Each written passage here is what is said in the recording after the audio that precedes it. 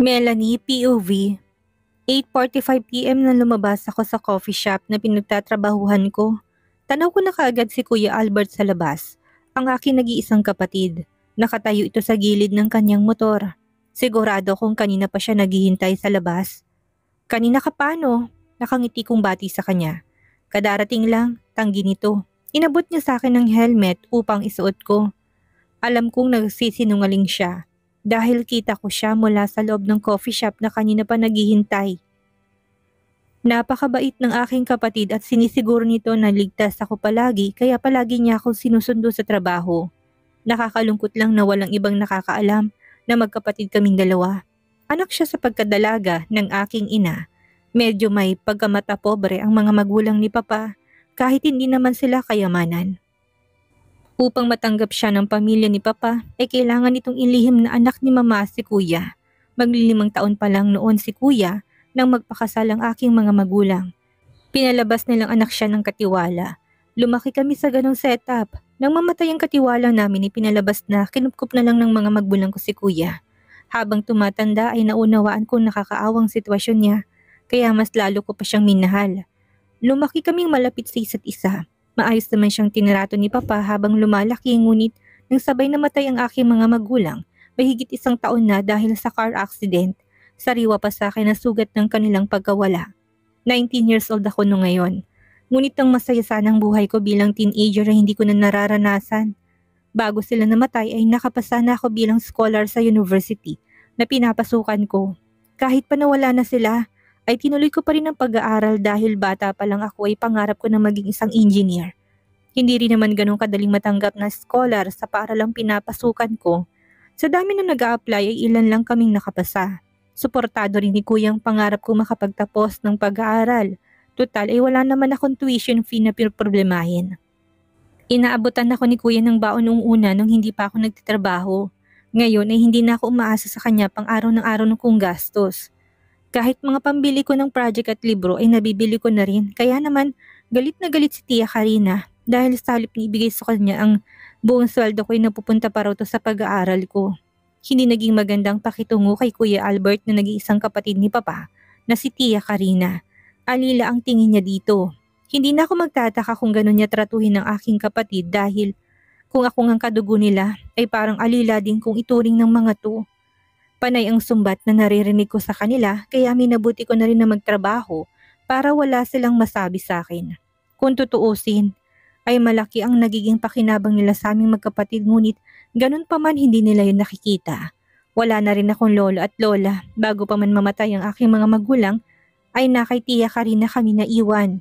Biyuda ang aking tiyahin at kaedad ko ang nag-iisa nitong anak na babae. Pinagbili niyang bahay ng aking mga magulang at umupa ng mas maliit. Sa sofa natutulog si Kuya Albert kaya kapag may bisita si Tia Karina ay kailangan maghintay ni Kuya na makaalis ng mga to bago siya matulog. Mabuti nga't hindi siya pinalayas. Siyempre dahil may pakinabang sila sa kapatid ko. Nagtatrabaho si Kuya sa construction company na gumagawa ng mga building. Nakapagtapos siya ng vocational course bago mamatay sina Mama at Papa. Natanggap siyang messenger sa kumpanya kaya kahit hindi kalakihan ng sweldo ay malaking tulong na rin yon sa tuwing sahod nito ay ibinibigay niya yun sa aking tiyahin. Ganon din ang sitwasyon ko. Sinusumiti ko sa kanya ang aking sweldo. Hindi pwedeng hindi. Upa daw namin yun at bayad sa pagkain. Lingid sa kanilang kaalaman ay may bank book kami ni Kuya at nag-iipon kami unti-unti para makalayo na sa kanila. Ngunit paano kami makakaipon kung palagi nilang kinukuha ang sweldo namin? Yun ang dahilan kung bakit ko tinanggap ang alok ni Noel. 50K pa lang ay sobra-sobra na kung tutuusin.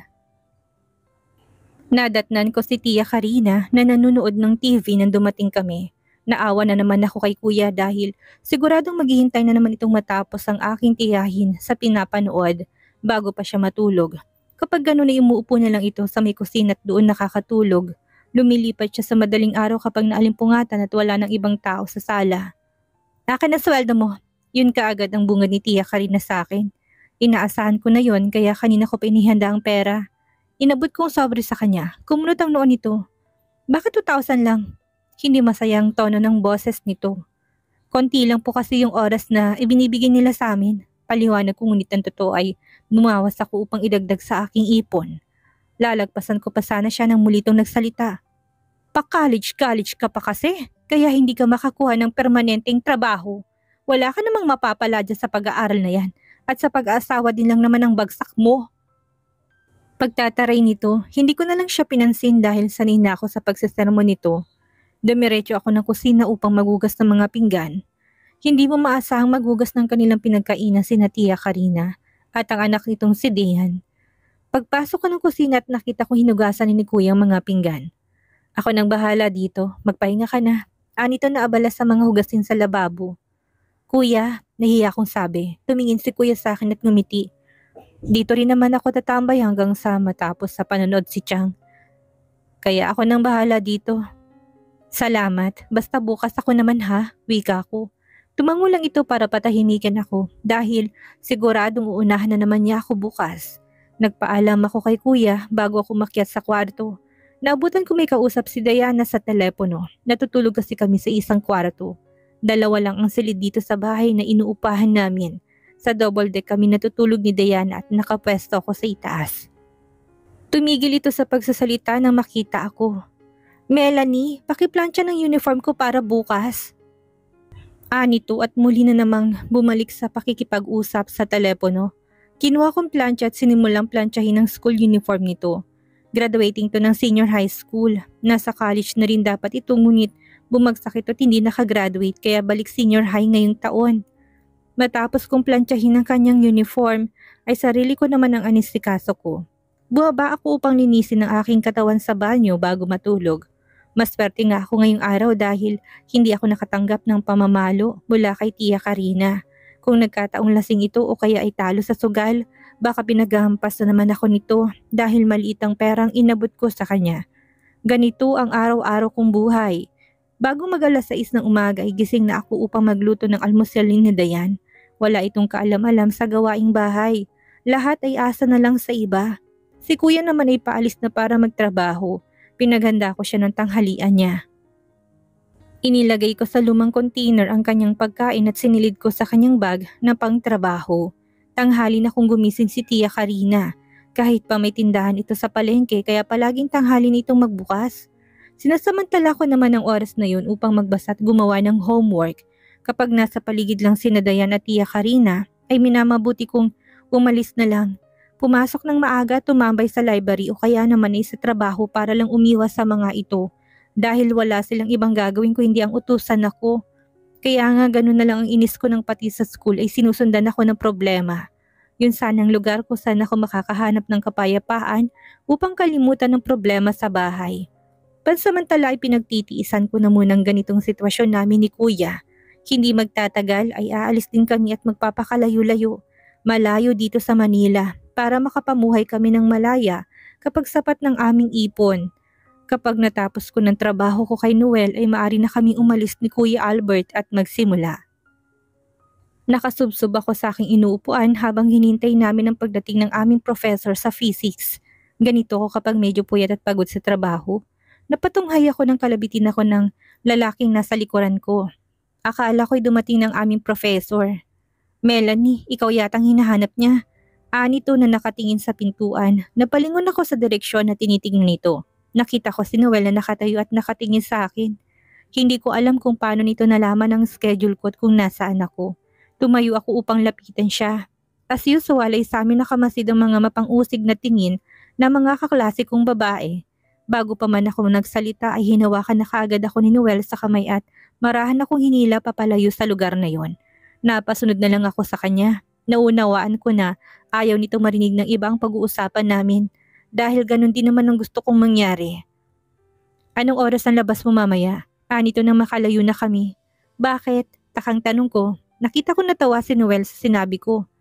Mag-boyfriend tayo. Kailangan ko malaman ang schedule mo para alam ko kung kailan tayo pwedeng lumabas o kaya ay mag-date. Nito. Napaisip kasi ako kung bakit kailangan pa ng date Hindi naman tunay ang relasyon namin. Kailangan ba talaga na may date pa? Hindi ba pwedeng ganito na lang? Kunwari, nag-uusap tayo. Suwestiyon ko sa kanya. Siyempre naman, para kahit papaano magkakilala rin tayo. Paano na lang kung bigla tayong matanong ng mga kaibigan ko? At wala tayong maisagot? Kailangan nating maging komportable sa isa't isa. Paliwanag nito sa akin. Napakamot na lang ako ng ulo. Hindi itong inaasahan ko. Akala ko ipapakilala lang ako na girlfriend. Hindi ko naman sukat akalain na dapat may activities din. Malaki naman ang ibabayad niya sa kaya. Walang problema sa akin yun. Araw-araw may trabaho ako. 5 p.m. hanggang gabi na yon. MWF, 2:30 p.m. and then TTH, 3 p.m. Wala na akong klase so yun lang ang available ako na makipagkita sa'yo. Tumangot-tango si Noel. So, 2:30 labas mo ngayon? Tanong nito. Oo, pero sasaglit na muna ako sa library dahil may kailangan akong tapusing project. Doon mo na lang ako puntahan mamaya, sad ko. Okay, nito at inabot sa akin ng cellphone niya.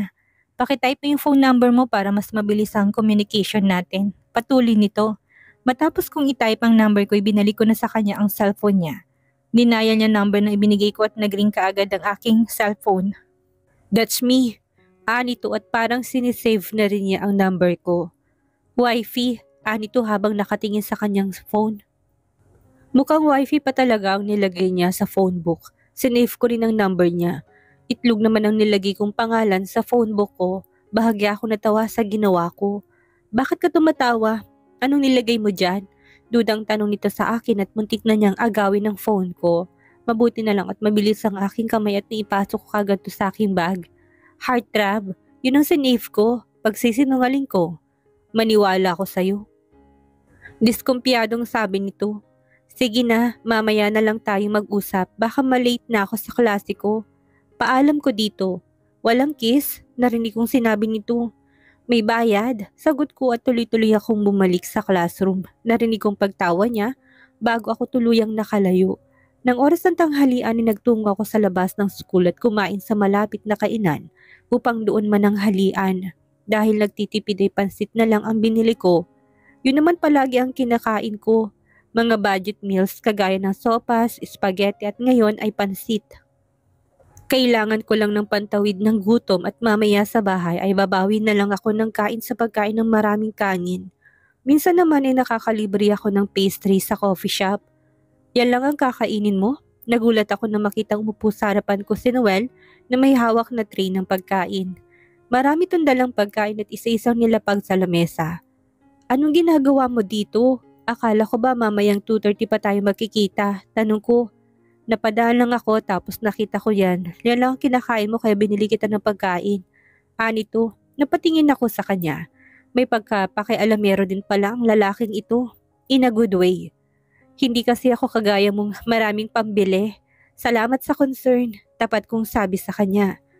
Ayoko lang na nagugutom ang girlfriend ko. Nakangiting sabi nito habang sinasandukan niya ako ng pagkain at nilalagay sa pinggan ko. Bahagya ako napatawa. Mukhang kinakarir na nga talaga nito ang palabas namin ha. Kumain ka, hindi ko kayang ubusin yan, alok ko sa kanya. Subuan mo ko, nito todo ngiti. Ang baduy naman ng drama mo, natatawa kong sabi. Basta gawin mo na, nito at ngumanga pa. Mukhang tanga sa isip-isip ko. Sumandok ako ng pagkain at sinubo yun sa kanya. Hindi ko tuloy mapigilang tumawa dahil sa kakornihan nito, kahit naman siya'y natawa na rin. Sabay kami na pabungis-ngis. O diba, mukhang tanga, biro ko, tumingin to sa braso niya at hinaplos yun. Tumataas ang balahibo ko, nito na kinikilabutan sa kanyang kakornihan. Muli na naman kami nagtawanan.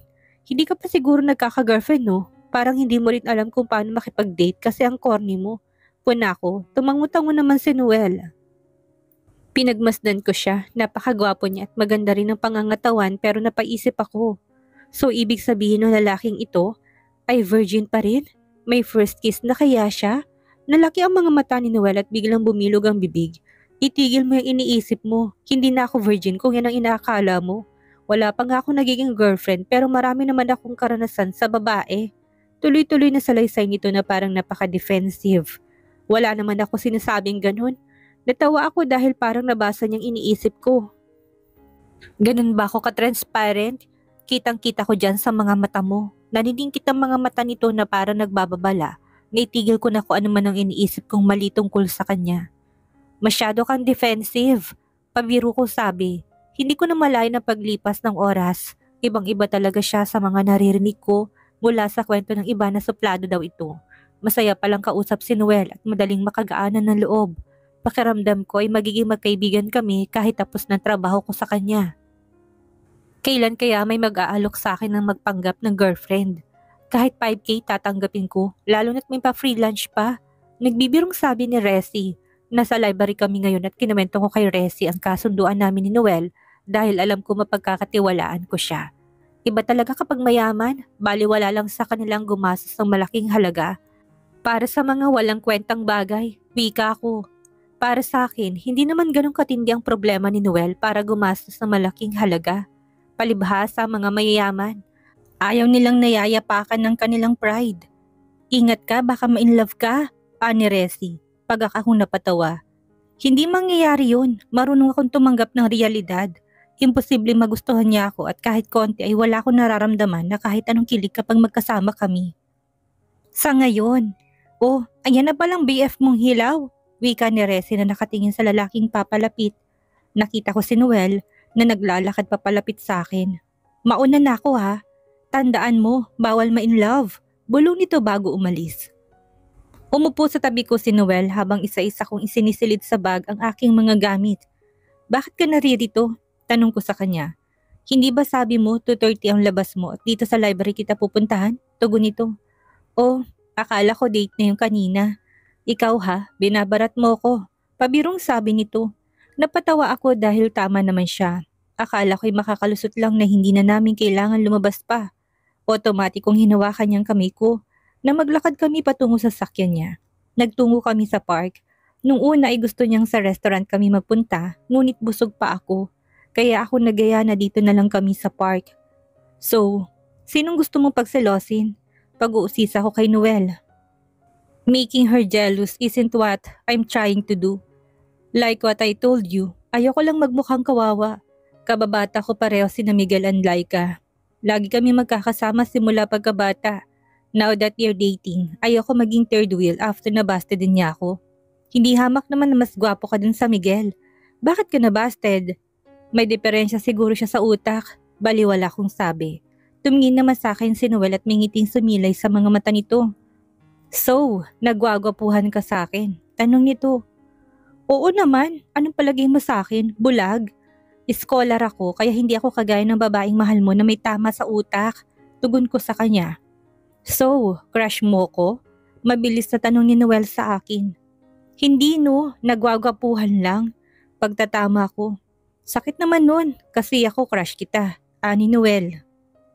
Natigilan ako sa narinig at napatingin sa kanya na ngayon ay nakatingin sa aking muka. Hindi naman kita aalokin na maging girlfriend ko kung hindi ako attracted sa'yo. Napapayag mo na ako maging fake girlfriend mo kaya hindi mo na ako kailangang bulahin. Tugon ko sa kanya. I'm serious. I'm physically attracted to you. I think you're very beautiful. Sabi mo nga hindi ba, nagwagapuhan ka sa akin. The feeling is mutual so bakit hindi na lang natin totohanin? Paliwanag nito. Oo nga, sa isip-isip ko, physically attracted din ako sa kanya pero hanggang doon lang. Ano naman kaya ang mangyayari sa amin kung magiging kami? Siguradong napaka-boring nun. Para sa nagmamahalan lang yun, tugon ko sa kanya. Pwede nating subukan. Malay mo ma-develop, anito.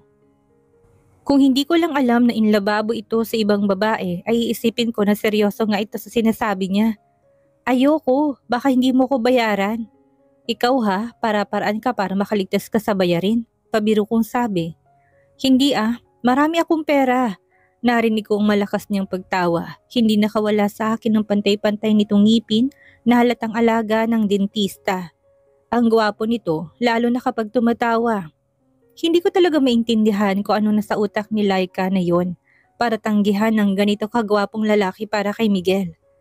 Basta sabihin mo lang sa akin kung gusto mong totohanin to. Hindi kita babasti din. Pabiro nitong sinabi. Hindi mangyayari yun, sigurado ako. Si Laika lang naman ang laman ng puso mo. Kitang-kita dyan sa mukha mo, parang nakatato. Tugon ko sa kanya. Tumahimik itong bigla. You're right, I still love her kahit na binastad niya ako. Biglang nalungkot ang boses nito. Kung talagang mahal mo, bakit hindi mo ipaglaban? Wika ko. Sus, para namang may alam ako pagdating sa pag-ibig ko makapagbigay ng advice. It's not that easy. Miguel is a good friend of mine. Kung akong pinili ni Laika, sigurado akong igagalang din ni Miguel ang desisyon nito. Nawala na nga sa akin ang babaeng mahal ko. Ayoko namang pati kaibigan ko mawala sa akin. Sa mundong ginagalawan namin, mahirap makahanap ng totoong kaibigan. Pagkukwento ni Noel, ang hirap pala ng sitwasyon ni Noel. Nakaramdam tuloy ako ng konting habag sa kanya. Kawawa ka naman, bigla akong nasabi ngunit binawi ko rin. Ay, hindi pala kasi mayaman ka. Mas kawawa nga pala ako, dugtong ko. Napatawa naman si Noel sa akin. Ang swerte naman ni Laika, pinag-aagawan siya ng dalawang gwapo. Usal ko. Totoo sa loob ang aking sinabi, isipin mo naman. Habang ako ay namumroblema kung saan makakahanap ng pera, si Laika naman ay namumroblema kung sino sa dalawang nagwagwapuhang lalaki ang pipiliin. Mahirap din ang sitwasyon niya. Pagtatanggol ni Noel, napailing ako. In love talaga to sa babae, kakaiba itong ma-in love. Grabe. Hindi alam ni Laika kung gaano siya kaswerte kay Noel. Problema ng magaganda, sana all, biro ko. Bakit sa ganda mong yan, wala ka bang ganong problema? Ito naman ang nag-usisa. Tigilan mo ang kakatawag sa akin na maganda. Kung totoo yan, mahaba na sana ang pila ng manliligaw ko. Ako sanang iniiyakan mo ngayon at hindi si Laika. Nakatawa ko sabi. Nakita kong kinang sa mga mata nito na parang handang makipagbatuhan ng linya. Kung nagpakita ka kaagad sa akin, malay mo baka sa'yo ako unang na in love. At saka sino namang maglalakas loob na manligaw sa'yo? Palagi ka sa libro nakatingin. Ilang beses ko yan tinangkang magpapansin sa'yo, pero wala lang sa'yo. Para lang akong hangin na dumadaan sa harapan mo. Saan nito na ikinagulat ko? Anong pinagsasabi mo dyan? Ikaw kaya tong ubod na suplado? I'm used to girls checking me out and following me around. One time, nagkabunggo tayo pero hindi mo malang ako tinapunan ng tingin. Dahil doon nakuha mong atensyon ko. Kailan naman yon? Hindi mo nga maalala? So noong una, akala ko style mo lang yon para pansinin kita. Pero habang tumatagal, napapansin ko na ganun ka lang talaga kahit kanino. Isang scholar na walang pakialam sa mundo. Kung hindi magbasa ng libro. Out of curiosity, ilang beses kong tinangkang magpapansin sa'yo just to see kung makukuha kong atensyon mo. Aaminin ko, nakakababa ka ng confidence. Tumigil ito sa pagkakwento at tumikim. And then, I saw you. Naging pilyo ang pangiti nito at naningkit ang mga mata nang tumingin sa akin. Napatili ako at mabilis ko siyang nilapitan at tinakpan ng aking palad ang kanyang bibig. Huwag mo nang ikwento, utos ko sa kanya. Marahan niyang tinanggal ng aking kamay sa kanyang bibig at kumalas naman ako upang bumalik ulit sa aking pagkakaupo. Then, nahuli kitang umiihi sa damuhan. Nakapakabilis ng pagkakasabing to at hindi ko malang nagawang mag-react agad. Napanganga na lang ako, samantalang namimilipit naman sa pagtawa ang damuho. Wag na wag mo ikikwento yan sa iba ha, lagot ka talaga sa akin. Banta ko. Ramdam kong namula ang aking muka. Siyempre, sa ating dalawa lang yun. Balang araw ikikwento ko sa mga magiging anak natin. And that's how I met your mom. Nakabungis-ngis na saad ni Noel. Natin o sa mga anak nyo ni Laika. Bastard na nga ako diba so wala na kami pag-asa. Tayo meron pa. Binastard na rin kita hindi ba? Kung gusto mo ulitin ko pa. Bastard ka. Ganti kong biro sa kanya. Hindi counted yun dahil girlfriend pa rin kita. Ano Melanie, liligawan kita ha? Ayoko, may mahal kang iba. Mawawala din yun dahil wala na nga kami pag-asa. Ano, payag ka na? Magkano? Tanong ko. Napatawa ng malakas si Noel sa sinabi ko. Ibang klase. Ano yun? Kailangan may application fee? Sige ba, basta sasagutin mo ko eh. Ligaw lang ang usapan. Sabi ko naman sa'yo, bastard ka sa akin eh. Alam mo, yung pangungulit mong yan, dapat kay Laika mo ina-apply. Malay mo magbagong desisyon niya. Tugon ko. Nakita kong nalungkot na naman ang kanyang mukha. Masaya na siya, kaya masaya na rin ako para sa kanya. Kung magkaka-boyfriend ako, sana ganyan din ako kamahal. Napakaswerte talaga ni Laika sa'yo. Kung magiging tayo, baka matutunan nating mahalin ang isa't isa. Malay mo, baka mas mahalin pa kita. Ayan ka na naman. May iyak na sana ako para sa inyong dalawa. Bigla mong babasagin. Pero alam mo, mukha ka namang mabait. Deserve mo maging masaya. Sana balang araw maging kayo ni Laika. Suntok sa buwan yung sinasabi mo. Narinig kong tunog ng alarm mula sa aking phone. Kinuha ko yun at in-off. Sige, una na ako. May trabaho pa kasi ako eh. Ihahatid na kita. Mula ngayon, araw-araw na kitang hihahatid sa trabaho mo. Basta kapag nag-text ako, magre-reply ka ha? Okay. Yun nga palang 50K na ipadala ko na sa account mo. I-check mo na lang. Natuwa ako sa narinig. Sa unang pagkakataon, ay makakahawak din ako ng ganong kalaking halaga.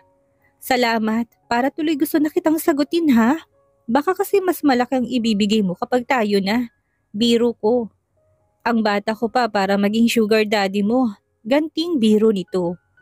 Ano kayang mangyayari ngayong patuloy ang pagpapanggap ni na Melanie at Noel bilang magkasintahan? Mapanindigan kaya ni Melanie ang hindi ma-in love kay Noel?